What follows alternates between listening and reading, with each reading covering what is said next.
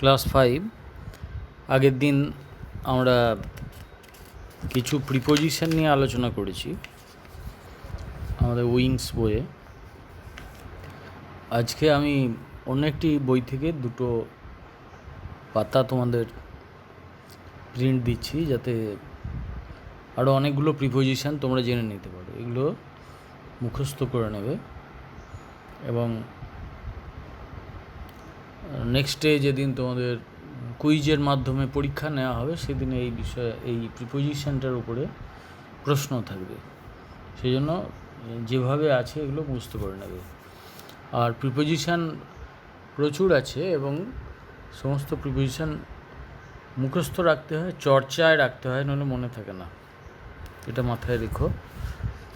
যাই হোক, আমরা 67 পাতা, open at page 67 of your book Wings of class 5, The Forgotten Palace, বিস্মৃত প্রাসাদ, যে প্রাসাদের কথা লোকে ভুলে গেছে। এটা দেখো, ছবি আছে, there is a beautiful picture, seeing which we can understand that it's a picture of a palace, though it has been drawn. However, read the passage carefully and answer the following questions. Children are fond of playing indoor and outdoor games. ছেলেরা কেউ indoor games খেলে। Indoor games means ধরো table tennis, chess, এ ধরনের খেলা ঘরের মধ্যে খেলা যায়। Outdoor games football, cricket, badminton,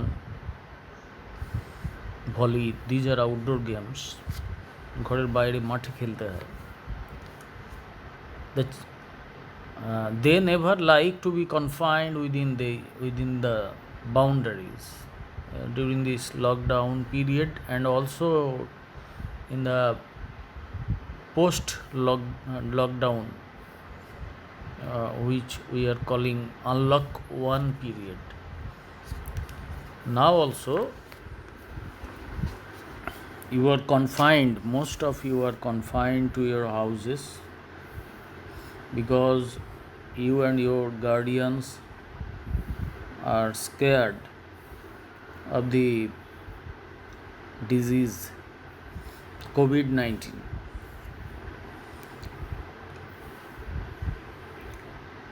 So you have to remain indoors. Very few of you are permitted to go to the playground. So you do not like this condition, I know. You go to your school and there you study, and in the tiffin period and in the game periods you come out of your classrooms and go to the playground to play. This gives you pleasure, but I think most of you do not like to be confined within the boundaries of your houses. One afternoon after school, some classmates met in a playground with their cricket bats, ball, wickets, etc. মানে একদম সহজ, বুঝতে পারছো। একদিন বিকেলবেলায় after school হয়ে যাওয়ার পরে সাম ক্লাসমেটস, কয়েকজন ক্লাসের সহপাঠী, বন্ধু, মিলিত হলো, ইন এ প্লেগ্রাউন্ড, একটা খেলার মাঠে, with their cricket bats, ball, wickets, etcetera.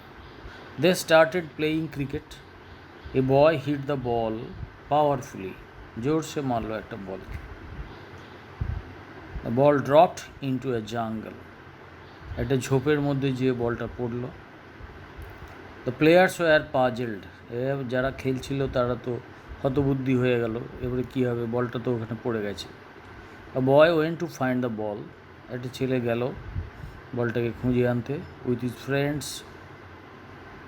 তার বন্ধুদের নিয়ে গেল behind a huge banyan tree, একটা বিশাল বটগাছের পিছনে।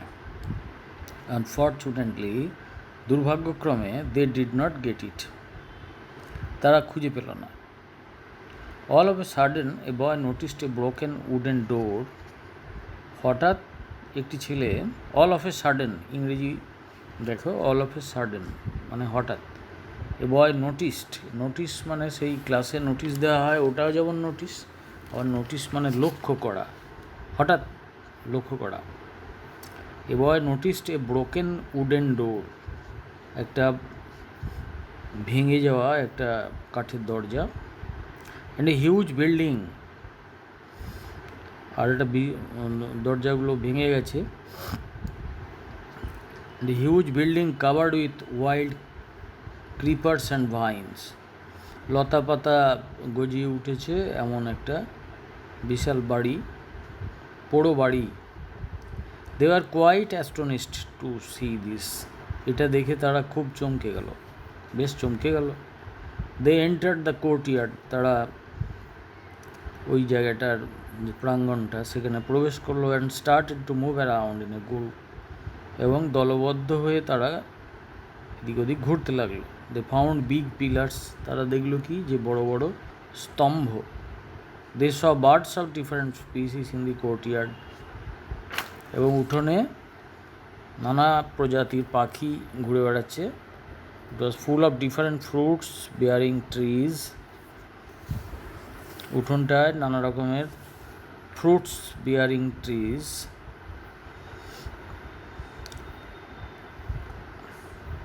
নানা রকমের ফল উৎপন্নকারী গাছ সেই উঠোনে রয়েছে।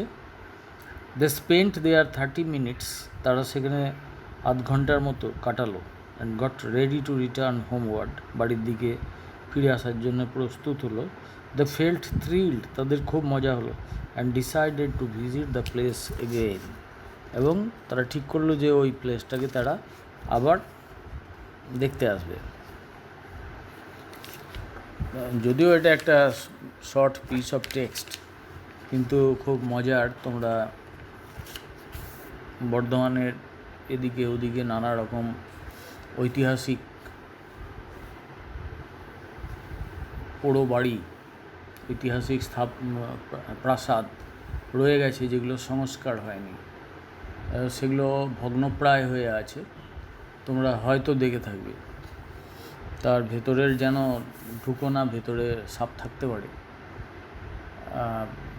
কিন্তু তার বাইরে থেকে তার ছবি নেওয়া যেতে পারে মোবাইলে, তার ছবি আঁকা যেতে পারে যদি কেউ আঁকতে সক্ষম হয়। সেটা কী ধরনের তার স্থাপত্য শৈলী, কী ধরনের সেই কীভাবে বিল্ডিংটা তৈরি হয়েছে, লক্ষ্য করে দেখবে আজকের দিনের বিল্ডিংয়ের থেকে সেগুলো আলাদা। Those buildings are quite different from the buildings of the present era. You must notice all these things and note down. However, in the next page, activity 11, fill in the blanks with information from the given text. Children are fond of dash, fond of playing indoor and outdoor games. The players were puzzled as they lost their cricket ball into a jungle.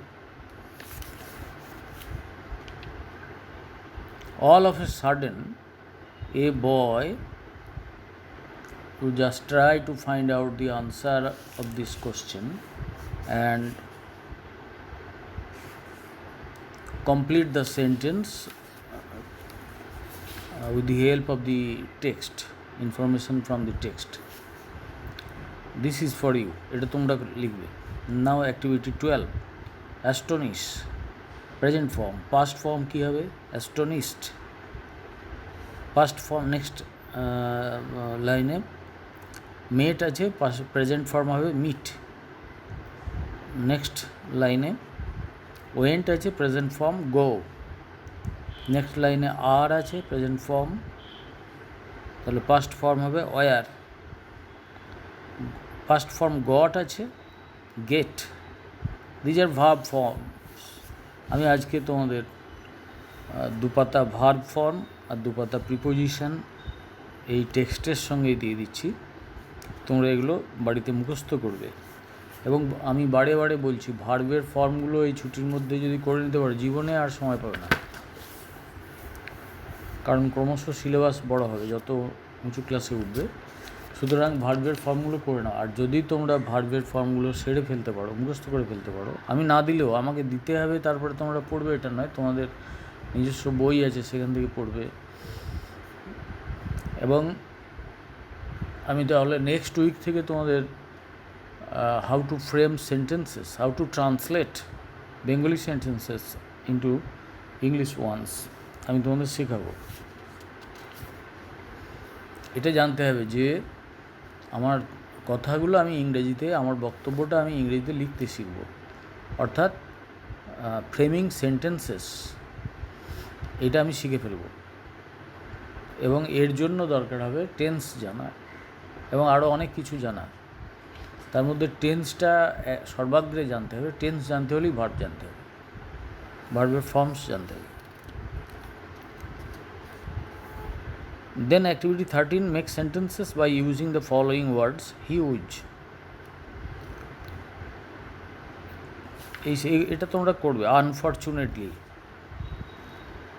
Noticed and thrilled, চারটে sentence, চারটে ওয়ার্ডস আছে এবং এই প্রতিটা word দিয়ে তোমরা একটা করে সেন্টেন্স ফ্রেম করবে।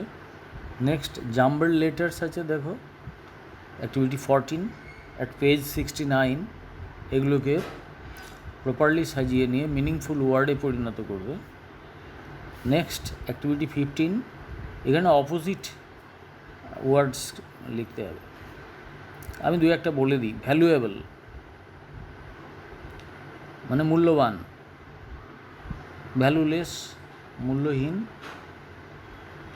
এনসেন্ট প্রাচীন, তার অনেক রকমের অপোজিট হতে পারে। মডার্ন তার মধ্যে একটা। ইমাজিনারি কাল্পনিক,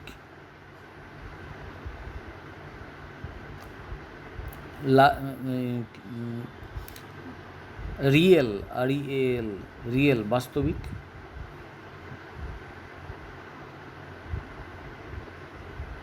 এন্টায়ার সম্পূর্ণ, পার্ট PART পার্ট অংশবিশেষ। বাকি কটা তোমরা করবে। আজকে পেজ 69 পর্যন্তই পড়া হলো। নেক্সটে আমরা এই বাকি অংশটা এগিয়ে যাব এবং নেক্সটে যখন আচ্ছা পেজ 69 নেক্সট দুটো অ্যাক্টিভিটিও আমরা সেরে ফেলি আজকেই। Activity at page 70, activity 16, appropriate prepositions. Reba was astonished to see that all of a sudden we met him in front of, এই যে in front of এই তিনটে মিলে একটা মানে সামনে, সম্মুখে, in front of the school, স্কুলের সামনে, মুখস্থ রাখতে হবে। all of a sudden হঠাৎ, all on a sudden দুটোই হয়। the bag is full of fruits and vegetables. all the friends met at a park. And activity 17, here you have to write 5 or 6 sentences on how you celebrated the Kazi Nazrul Jayanti in your school. Date of celebration, place, activities, garlanding the photograph,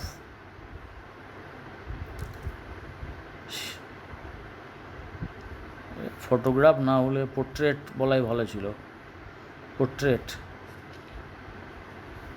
singing Nazrul গীতি, speeches on the poet.